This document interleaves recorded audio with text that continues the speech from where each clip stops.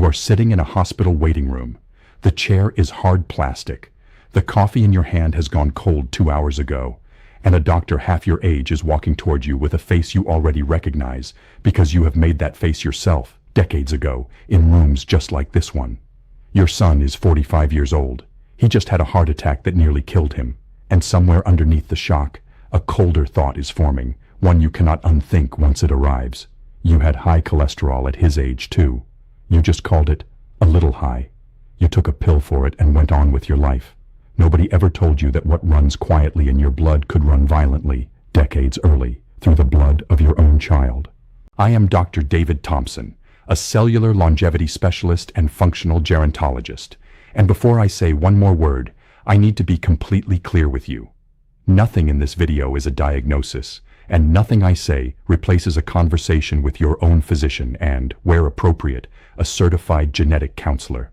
What I am about to walk you through is real, well-documented family risk, some of it genetic, some of it shaped by the environment your children were raised in. And I am going to be honest with you about how strong that risk actually is, without exaggerating it into something it isn't, because I think you deserve the truth, not just the fear. Here is the truth. Certain inherited conditions do not just get passed down as a possibility. In several well-studied cases, a specific gene, passed from parent to child, dramatically raises the odds of a serious event happening decades earlier in the child than it did in the parent. This is not science fiction, and it is not fear-mongering when it's stated accurately. It's documented in cardiology, in oncology, in genetics literature, and it is one of the most under-discussed conversations happening in American families right now, because most seniors have no idea that the mild thing they've been managing quietly for 30 years might be the single most important piece of medical information their adult child will ever receive, if someone actually tells them. Today, I'm going to walk you through 5 conditions where this pattern shows up again and again in clinical practice. For each one, I'll tell you what the normal aging version looks like in a senior, what's actually happening genetically, why it can hit an adult child harder and earlier, a real case from my own clinical history, and the exact test, by name, that your son or daughter can ask their own doctor for tomorrow morning. If even one of these applies to you, I want you to stop what you're doing after this video and call your child. Let's begin. To understand why this happens, you need to understand one uncomfortable idea. A gene you carry is not just a line of code sitting quietly in your DNA. It's a predisposition, and predispositions respond to the environment they're placed in. Your child is not living in the world you grew up in. They are eating more ultra-processed food, sitting for more hours a day, absorbing more chronic stress, and being exposed to more environmental chemicals, including microplastics that research has increasingly linked to cardiovascular and metabolic disruption than you were at their age. Researchers studying epigenetics, the study of how environment switches genes on and off without changing the DNA sequence itself, have found that inherited risk can express itself differently and sometimes more aggressively across generations when the surrounding environment adds fuel to it. I want to be precise here, because precision matters more than drama. This does not mean every child of an affected parent is guaranteed to be struck down early. It means the odds shift, sometimes significantly, and shifted odds deserve real testing, not guesswork. If this is the first time anyone has explained this connection to you, I want you to type the word vitality in the comments, because I want you to actually stop and absorb what I'm about to walk you through next. Let's start with the first condition, because it is, in my clinical opinion, the single most under-tested and most preventable one on this entire list: stubborn high cholesterol. Here is the innocent senior symptom. You've had a little high cholesterol for 20, maybe 30 years. Your doctor put you on a statin sometime in your 50s or 60s. Your numbers came down, not perfectly, but enough that nobody ever raised their voice about it. You think of it as background noise, the same as needing reading glasses. Here is the genetic payload hiding underneath that story. In a meaningful subset of people with lifelong, difficult-to-control high LDL cholesterol, especially if it was elevated even in your 20s and 30s, before diet and lifestyle could fully explain it, the underlying cause is a condition called familial hypercholesterolemia, caused by mutations most commonly in the LDLR, APOB, or PCSK9 genes. These genes control how efficiently your body clears LDL cholesterol from your bloodstream. When they're mutated, your body has been fighting an uphill battle against dangerously high LDL since childhood, whether anyone ever measured it that early or not. Here is why this can hit your child so much harder and so much earlier. Familial hypercholesterolemia follows an autosomal dominant pattern, which means each child of an affected parent has roughly a 50% chance of inheriting the same mutation. But here's the part almost nobody explains. Your child inherited that mutation into a body that's been exposed to a lifetime of ultra-processed food, seed oils, and sedentary work from childhood onward, an environment far more calorically aggressive than the one you grew up in. Multiple studies on familial hypercholesterolemia have shown that untreated carriers can face a dramatically elevated risk of a heart attack by their 40s, sometimes with no warning symptoms at all, because it can be the very first sign of the disease. Let me tell you about a patient I'll call Frank. Frank was 71, had been on a statin for cholesterol since his late 50s, and considered it a minor, well-managed issue. He came to me not for himself, but 3 weeks after his 42-year-old son collapsed at his desk at work.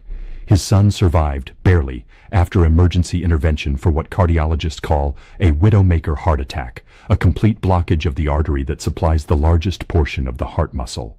When I asked Frank about his own cholesterol history, he mentioned, almost in passing, that his numbers had been stubbornly high, even in his 30s, back when he was lean, active, and eating what he considered a healthy diet. That detail was the key. We tested Frank for familial hypercholesterolemia, and he carried an LDLR mutation. His son carried the same one. Frank told me, with a kind of grief I still think about, that if anyone had ever explained this connection to him 10 years earlier, he would have insisted his son get tested long before that day at his desk. Here is the interception protocol I want you to tell your child to request by name tomorrow.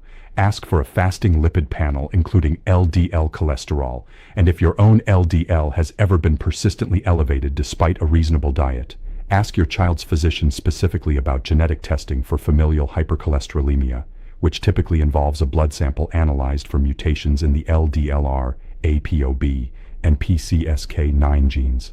This is not an exotic request. Any physician can order it or refer to a genetic counselor who specializes in cardiovascular risk. Now the second time bomb, and this one concerns the mind rather than the heart. Mild senior moments that everyone waves off as ordinary aging. The innocent senior symptom is familiar to almost every family. You misplace your keys more than you used to. You forget a name mid-conversation, and it comes back to you an hour later. Your children gently tease you about it. Everyone assumes this is simply what 78 looks like. The genetic payload underneath some, though not all, of these cases involves a gene called ApoE, specifically a variant called ApoE4.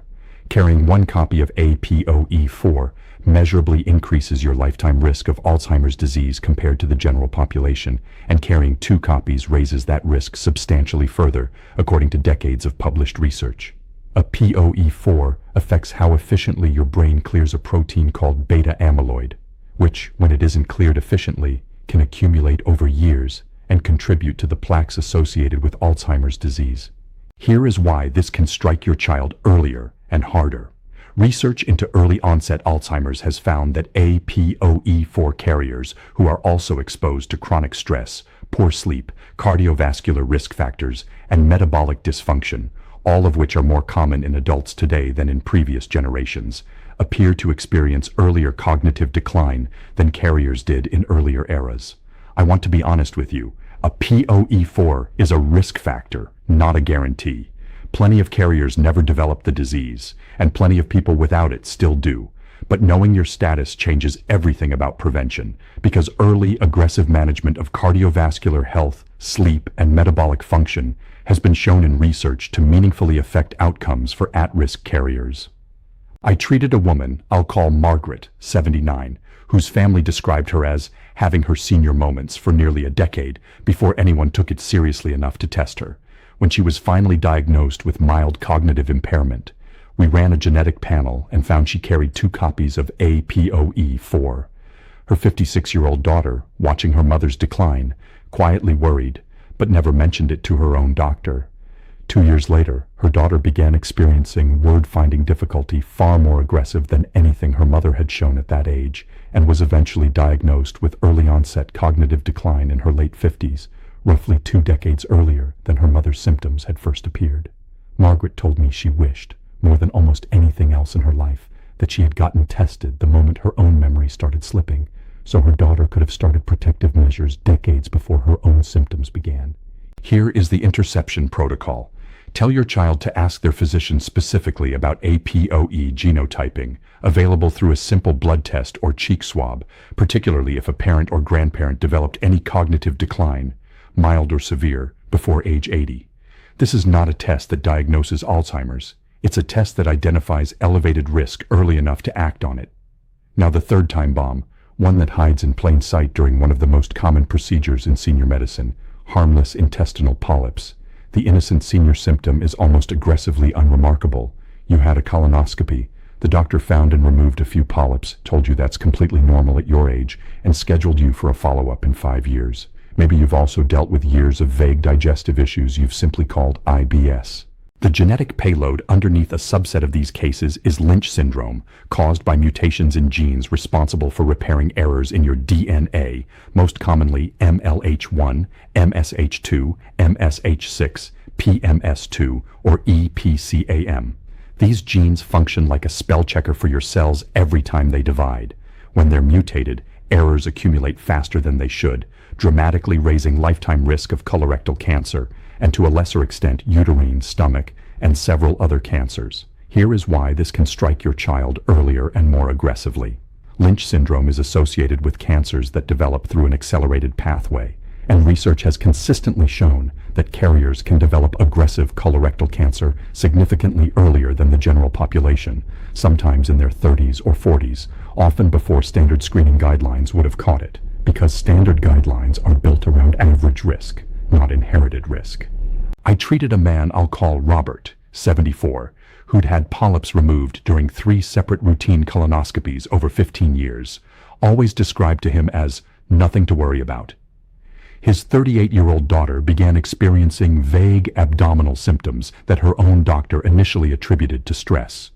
By the time she was properly worked up, she was diagnosed with stage 4 colon cancer.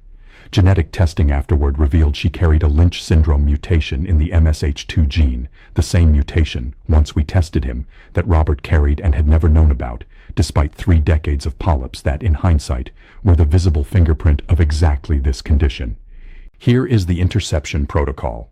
If you've had multiple polyps removed over your lifetime, or any family history of colon, uterine, or stomach cancer, tell your child to ask their physician specifically about genetic testing for Lynch syndrome, and to request earlier and more frequent colonoscopy screening than standard guidelines suggest, sometimes starting a decade or more before the typical recommended age, depending on family history. Now the 4th time bomb, borderline blood sugar, the condition so common in seniors that it barely registers as a warning sign anymore. The innocent senior symptom is almost a rite of passage. Somewhere around 65, your doctor mentioned your blood sugar was a bit high, diagnosed mild type 2 diabetes, and started you on metformin. You manage it. You don't think about it much beyond your next lab check. The genetic and epigenetic payload underneath this is more complex than a single gene. Insulin resistance has a meaningful hereditary component, and research in epigenetics has shown that a parent's metabolic environment, including blood sugar control during the years surrounding a child's development, can influence how that child's own insulin-regulating genes express themselves, sometimes called metabolic programming.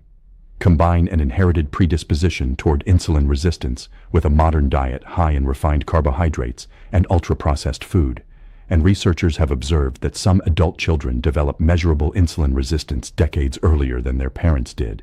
Here is why this can devastate your child faster. When type 2 diabetes develops in your 30s or 40s instead of your 60s, the body's insulin-producing cells face decades more cumulative strain across a working lifetime, and studies on early-onset type 2 diabetes have linked it to a substantially higher risk of long-term complications, including nerve damage and, in severe uncontrolled cases, limb amputation, simply because the disease has more decades to do damage before it's caught. I treated a patient I'll call Raymond, 68. Diagnosed with mild type 2 diabetes at 65, well controlled with a single medication. His 41-year-old son had been told for 3 years that his blood sugar was borderline, and repeatedly reassured that it wasn't worth worrying about yet. By the time his son was properly diagnosed with type 2 diabetes, he already had early signs of nerve damage in his feet, a complication Raymond himself didn't develop until his late 70s. Raymond told me he had no idea that his own mild diagnosis at 65 meant his son's body might already be quietly struggling with insulin resistance in his 30s. Here is the interception protocol. Tell your child, especially if they are over 30 and you develop type 2 diabetes at any point in your life, to ask their physician for a fasting insulin level and a hemoglobin A1C, not just a standard fasting glucose test, because insulin resistance frequently shows up in these more sensitive markers years before glucose levels rise enough to trigger a standard diabetes diagnosis. Now the fifth and final time bomb, one that seniors almost never connect to anything serious: cold feet, bulging veins, and mild blood pressure issues. The innocent senior symptom is something most people consider purely cosmetic or purely a nuisance. Your feet run cold. You've had varicose veins for years. Your blood pressure runs a little high, managed with a single medication. The genetic payload underneath a subset of these cases involves connective tissue, the structural material that holds your blood vessels together. Inherited connective tissue disorders, including conditions linked to mutations in genes like FBN1, associated with Marfan syndrome, or COL3A1, associated with vascular Ehlers-Danlos syndrome, can weaken the walls of major blood vessels, including the aorta, the largest artery in the body. Milder, undiagnosed forms of connective tissue weakness can show up in a senior as varicose veins, easy bruising, and blood pressure irregularities, symptoms that seem completely disconnected from anything involving the aorta. Here is why this can be catastrophic and sudden in your child. Weakened connective tissue in the aortic wall can allow the layers of the vessel to gradually separate, a condition called aortic dissection, which can progress silently for years before rupturing suddenly and catastrophically, often in a person's 30s, 40s, or 50s, frequently with little or no warning. Research on inherited connective tissue disorders has consistently emphasized that family history of unexplained vein or vascular issues, even mild ones, is an important clue that's frequently missed until a catastrophic event forces the diagnosis. I treated a woman I'll call Dorothy, 77, who'd had varicose veins since her 30s and mild high blood pressure since her 50s, both treated as unrelated minor issues for decades. Her 49-year-old son had no known health problems and had never been screened for anything related to his cardiovascular system beyond a standard physical. He died suddenly of what was later determined to be an aortic dissection. Genetic testing performed afterward, at the family's request, identified a connective tissue gene mutation that Dorothy also carried, one that had likely been present, quietly weakening blood vessel walls in both of them for their entire lives. Here is the interception protocol. If you have a personal or family history of unexplained varicose veins at a young age, unusually flexible joints, or a known aortic issue anywhere in the family, tell your child to ask their physician about an echocardiogram or CT angiography to evaluate the aorta directly, and about genetic testing for connective tissue disorders, including FBN1 and COL3A1 mutation panels, particularly if there is any family history of sudden, unexplained cardiovascular death. If any one of these 5 conditions felt familiar to you, I want you to type the word independence in the comments right now, because what we're really talking about today is your family's independence from a fate that doesn't have to repeat itself. Here is your family meeting action plan. Call your adult child this week, not eventually, this week. Tell them plainly, I need you to hear something important about our family's health history, not to scare you, but because I found out something after the fact that I wish I'd known decades earlier. Walk them through whichever of these 5 conditions applies to your own history. Tell them the specific test by name, a lipid panel and familial hypercholesterolemia genetic testing, APOE genotyping, Lynch syndrome genetic testing, a fasting insulin level and hemoglobin A1C, or an echocardiogram alongside connective tissue genetic testing. Ask them to bring that request, in writing if necessary, to their own physician, and to specifically request a referral to a genetic counselor if their doctor is unfamiliar with any of these conditions, because not every primary care physician specializes in hereditary risk. I want to be completely honest with you as we close. Nothing I've told you today is a certainty. Carrying a gene is not a diagnosis, And a family history is not a death sentence. It's a reason to test, to know, and to act early, while there's still time for early action to matter. That is the entire purpose of everything I do on this channel. Not to frighten you into paralysis, but to arm you with exactly enough truth to protect the people you love most, while there's still time to protect them. Make that call today. Your legacy isn't just what you leave behind, it's what you catch in time. I'm Dr. David Thompson. I'll see you in the next video.